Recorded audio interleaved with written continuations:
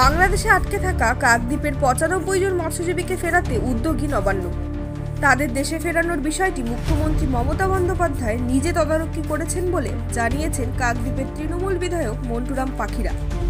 প্রাথমিকভাবে জানা গিয়েছে, প্রায় ২ মাস আগে কাকদ্বীপের ৬টি ট্রলারকে আটক করেছিল বাংলাদেশের উপকূলরক্ষী বাহিনী।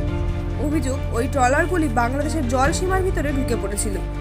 তারপরে ওই ট্রলারগুলিতে থাকা ৯৫ জন মৎস্যজীবীকে গ্রেফতার করা হয়। ৯৫ জন ভারতীয় মৎস্যজীবী এখন বাংলাদেশের জেলে রয়েছেন বলে খবর। বাড়ির রোজগারের সদস্য পড়শি দেশে আটকে পড়ায় মৎস্যজীবীদের পরিবারগুলি অসহায় হয়ে পড়েছে। পুরো বিষয়টি মুখ্যমন্ত্রী জানার পরে তাদের ভারতে ফিরিয়ে আনার বিষয়ে তিনি তৎপর হয়ে ওঠেন। রাজ্যের তরফে কেন্দ্রীয় সরকারের দৃষ্টিও আকর্ষণ করা হয়। এই পরিস্থিতিতে মুখ্যমন্ত্রীর দফতর থেকে কাকদ্বীপের বিধায়ককে ফোন করা হয়।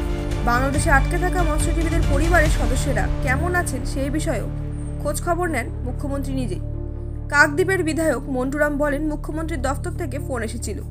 আটক মৎস্যজীবীদের পরিবারের অসহায় সদস্যরা কেমন রয়েছেন তা জানতে চাওয়া হয়। শীঘ্রই বাংলাদেশ থেকে ভারতীয় মৎস্যজীবীদের ফিরিয়ে আনা হবে বলেও জানানো হয়েছে। অপরদিকে ভারতে আটকে থাকা বাংলাদেশের মৎস্যজীবীদেরও দেশে ফেরানোর ব্যবস্থা করা হচ্ছে। Bureau report, news update.